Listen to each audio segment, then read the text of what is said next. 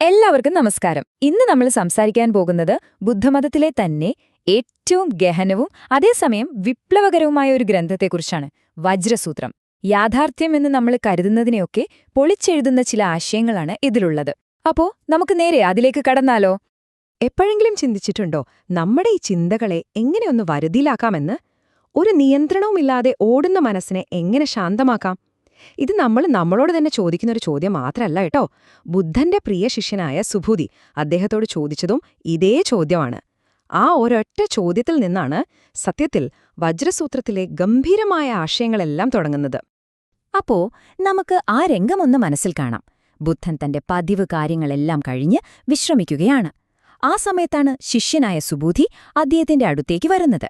വെറുമൊരു സംശയമല്ല, ജ്ഞാനോദയം നേടാൻ ശ്രമിക്കുന്ന ഒരാളുടെ ഏറ്റവും വലിയ വെല്ലുവിളിയെക്കുറിച്ചുള്ള ഒരു ചോദ്യവുമായാണ് സുബൂധി വരുന്നത്. അതെ, ഇതായിരുന്നു ആ ചോദ്യം. ജ്ഞാനോദയം നേടാൻ ആഗ്രഹിക്കുന്ന ഒരാൾ എങ്ങനെയാണ് തന്റെ ചിന്തകളെ നിയന്ത്രിക്കേണ്ടത്? എങ്ങനെയാണ് ആ ലക്ഷ്യത്തിൽ ഉറച്ചു നിൽക്കേണ്ടത്? ശരിക്കും പറഞ്ഞാൽ ഇത് ജ്ഞാനോദയം തേടുന്നവരുടെ മാത്രം ചോദ്യമല്ല, അല്ലേ? ജീവിതത്തിൽ കുറച്ചുകൂടി സമാധാനം ആഗ്രഹിക്കുന്ന ഏതൊരാൾക്കും ഈ ചോദ്യം പ്രസക്തമാണ്.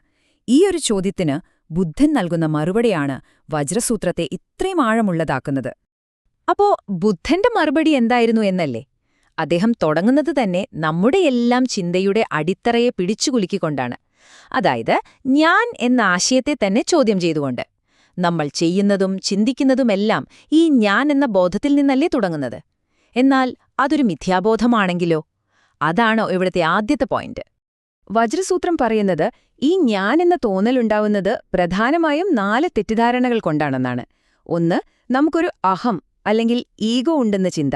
2, നമുക്ക് സ്ഥിരമായ ഒരു വ്യക്തിത്വമുണ്ടെന്ന തോന്നൽ.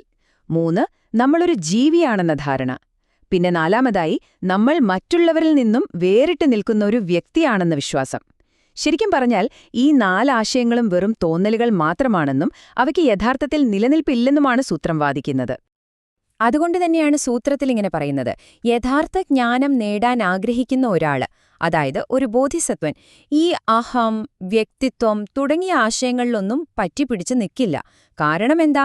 കാരണം അതൊന്നും യഥാർത്ഥമല്ല എന്ന് അവർ തിരിച്ചറിയുന്നു. അപ്പോൾ ഈ വഴിയിലെ ഏറ്റവും പ്രധാനപ്പെട്ട ആദ്യത്തെ സ്റ്റെപ്പ് എന്ന് പറയുന്നത് ഈ ധാരണകളെ കൈവിടുക എന്നതാണ്. ശരി, അപ്പോൾ ഈ ഞാൻ എന്ന ആശയം ഉപേക്ഷിച്ചു. ഇനി അടുത്തതെന്താണ്? അടുത്തതായി നമ്മൾ കാണാൻ പോകുന്നത് വജ്രസൂത്രത്തിലെ ഏറ്റവും പ്രശസ്തമായ, ഒരു പക്ഷേ കേൾക്കുമ്പോൾ അല്പം കൺഫ്യൂസിംഗ് ആയി തോന്നാവുന്ന ഒരു യുക്തിയാണ്. യാഥാർത്ഥ്യം എന്ന് നമ്മൾ ഉറച്ചു വിശ്വസിക്കുന്ന പലതിനെയും തകർക്കാൻ പോന്ന ഒരു ലോജിക്കാണിത്.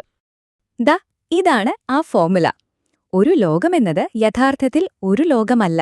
അതുകൊണ്ട് മാത്രമാണ് അതിനെ ഒരു ലോകമെന്ന് വിളിക്കുന്നത്. കേട്ടിട്ട് തല കറങ്ങുന്നുണ്ടോ? സിമ്പിളായി പറഞ്ഞാൽ ഇങ്ങനെയാണ്. ഒരു വസ്തുവിനും അതിൻ്റേതായ സ്ഥിരമായ ഒരു സത്തയില്ല. നമ്മൾ അതിനെ എന്ത് വിളിക്കുന്നുവോ അതാണത്. അതായത് ലോകമെന്ന് നമ്മൾ വിളിക്കുന്നതുകൊണ്ട് മാത്രമാണ് അതൊരു ലോകമായി നമുക്ക് തോന്നുന്നത്. അതിനപ്പുറം അതിന് സ്വതന്ത്രമായ ഒരു നിലനിൽപ്പില്ല. പേര് മാറ്റിയാൽ നമ്മുടെ ധാരണയും മാറും. ഈ ഒരു ലോജിക്ക് നമുക്ക് എവിടെ വേണമെങ്കിലും പ്രയോഗിക്കാം. നോക്കൂ, തികച്ചും മനോഹരമായ ഒരു ശരീരം, അത് യഥാർത്ഥത്തിൽ അങ്ങനെ ഒന്നുമല്ല. നമ്മൾ അതിനെ അങ്ങനെ വിളിക്കുന്നതുകൊണ്ട് തോന്നുന്നതാണ്. ചുറ്റുമുള്ള തന്മാത്രകൾ, അവ യഥാർത്ഥത്തിൽ തന്മാത്രകളല്ല, നമ്മൾ കൊടുത്തൊരു പേര് മാത്രമാണ്. ജീവജാലങ്ങൾ പോലും അങ്ങനെ തന്നെ. ഇതിന്റെ എല്ലാം കാതലെന്താണെന്ന് വെച്ചാൽ, നമ്മൾ കാണുന്നതും അനുഭവിക്കുന്നതുമായ ഈ ലോകത്തിന് നമ്മൾ നൽകുന്ന പേരുകളും അർത്ഥങ്ങളും മാറ്റിവെച്ചാൽ പിന്നെ എന്താണ് ബാക്കിയുള്ളത്? ഒരു ശൂന്യത മാത്രം. ഓക്കെ, ഇത്രയും വലിയ ഫിലോസഫിയൊക്കെ കൊള്ളാം. പക്ഷെ ഇതുകൊണ്ട് പ്രായോഗികമായി എന്ത് ഗുണമാണുള്ളത്, അല്ലേ? എങ്ങനെയാണ് ഈ അറിവ് നമ്മുടെ ദൈനംദിന ജീവിതത്തിൽ ഒരു മാറ്റമുണ്ടാക്കുക? നമുക്ക് നോക്കാം. ഇവിടെയാണ് കാര്യങ്ങൾ രസകരമാകുന്നത്. വജ്രസൂത്രം പുണ്യത്തെക്കുറിച്ച് പറയുന്നൊരു ഉപമയുണ്ട്. നിങ്ങളൊരു 3000 താരാപഥങ്ങൾ നിറയെ സ്വർണവും രത്നങ്ങളും ദാനം ചെയ്യുന്നുവെന്ന് സങ്കൽപ്പിക്കുക. ഭയങ്കര വലിയൊരു കാര്യം, അല്ലേ? എന്നാൽ അതിനേക്കാൾ എത്രയോ മടങ്ങ് പുണ്യമാണ് വജ്രസൂത്രത്തിലെ വെറും 4 വരികളുടെ അർത്ഥം മനസ്സിലാക്കി അത് മറ്റൊരാൾക്ക് പറഞ്ഞുകൊടുക്കുന്നതെന്നാണ് ബുദ്ധൻ പറയുന്നത്. അപ്പോൾ ഒന്ന് ആലോചിച്ചു നോക്കൂ, ഭൗതികമായ എന്തിനേക്കാളും എത്രയോ വലുതാണ് യഥാർത്ഥ ജ്ഞാനത്തിന്റെ മൂല്യം. അപ്പോ എങ്ങനെയാണ് ഈ അവസ്ഥയിലേക്ക് എത്തുക? അതിനുള്ള വഴിയും സൂത്രം പറയുന്നുണ്ട്. 1-മതായി ശുദ്ധവും വ്യക്തവുമായ ഒരു മനസ്സ് വളർത്തിയെടുക്കുക. 2-മതായി നമ്മുടെ ഇന്ദ്രിയങ്ങളിൽ ഒന്നിനെയും ആശ്രയിക്കാതിരിക്കുക. അതായത് കാണുന്ന രൂപങ്ങളിലോ കേൾക്കുന്ന ശബ്ദങ്ങളിലോ രുചികളിലോ ഒന്നും മനസ്സിനെ കെട്ടിയിടരുത്. ഏറ്റവും പ്രധാനം ഇതാണ്.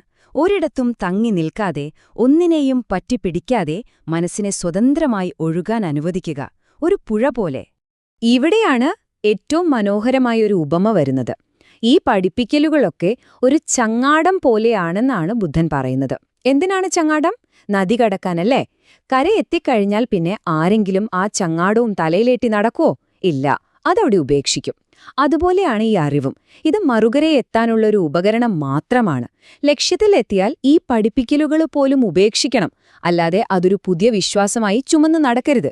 അപ്പോ പിന്നെ തെറ്റായ പഠിപ്പിക്കലുകളുടെ കാര്യം പറയേണ്ടതുണ്ടോ? അപ്പോ ഈ യാത്രയുടെ അവസാനത്തിലേക്ക് നമ്മളെത്തുകയാണ്. ഇത്രയും നേരം നമ്മൾ സംസാരിച്ച ഈ ആശയങ്ങളെല്ലാം, ഈ ലോകത്തെക്കുറിച്ചുള്ള മുഴുവൻ കാഴ്ചപ്പാടും ഒരൊറ്റ ശ്ലോകത്തിലേക്ക് ചുരുക്കിയിരിക്കുകയാണ് വജ്രസൂത്രം. വളരെ ശക്തമായ, കാവ്യാത്മകമായ ഒരു ഉപസംഹാരം. അതെ, ഇതാണ് ആ ശ്ലോകം. ക്ഷണികമായ ഈ ലോകത്തെക്കുറിച്ച് നിങ്ങൾ ഇങ്ങനെ ചിന്തിക്കണം: പ്രഭാതത്തിലെ ഒരു നക്ഷത്രം പോലെ, അരുവിയിലെ ഒരു കുമിള പോലെ, വേനൽ മേഘത്തിലെ ഒരു മിന്നൽ പിണർ പോലെ, മിന്നുന്നൊരു വിളക്ക് പോലെ, ഒരു മായാജാലം പോലെ, ഒരു സ്വപ്നം പോലെ. എല്ലാം ക്ഷണികമാണ്. എല്ലാം ഒരു സ്വപ്നം പോലെ വന്നു പോകുന്നവയാണ്. ഒരുപക്ഷേ ഇതാണ് വജ്രസൂത്രം നമുക്ക് നൽകുന്ന ഏറ്റവും വലിയ തിരിച്ചറിവ്. ഈ ലോകമൊരു സ്വപ്നമാണെങ്കിൽ പിന്നെ നമ്മുടെ ചിന്തകളെക്കുറിച്ചും ആശങ്കകളെക്കുറിച്ചും നമ്മൾ എന്തിനിത്രയധികം വേവലാതിപ്പെടണം, അല്ലേ? ഈയൊരു ചോദ്യത്തോടെ നമുക്കിത് അവസാനിപ്പിക്കാം.